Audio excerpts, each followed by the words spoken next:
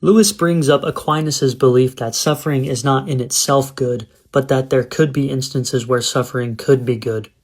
Here, I think of how suffering and pain can foster growth or bring about restoration. If we acknowledge that suffering is not good in itself, are we also assuming that goodness exists, or that which is the opposite of pain and suffering?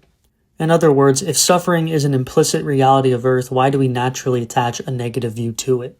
The evolutionary perspective says that it is because we want to preserve our species, which of course makes sense.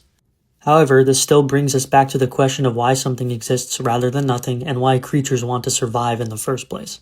If the pattern of reality is survival, for what purpose is survival and evolution progressing towards? What is the end goal of evolution?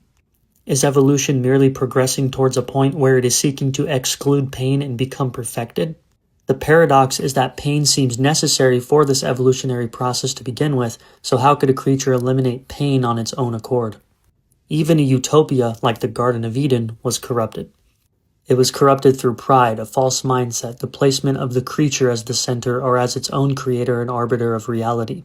If the end goal of a species is perfection from an evolutionary perspective, this still fits in the Christian paradigm. For evolution may tell us a process, but it does not necessarily reveal the purpose of that process. Lewis also shows that sins are not arbitrary rules set forth by a dictator like God, but they are actions that reflect a turning from He who is the ultimate good in an act of pride.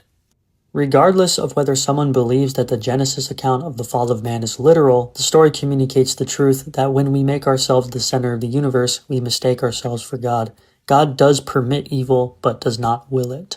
This gets into the very difficult ground of reconciling why God doesn't just undo the consequences of sin if it causes us to suffer. However, Lewis shows that if God were to undo every action, it would create problems with free will. Lewis maintains that the incarnation of God in Christ, who lived a perfect life we cannot live on our own accord, defeating the sting of death, the wages of sin, through the cross and resurrection, and calling us to be sanctified through His grace, offers us the solution.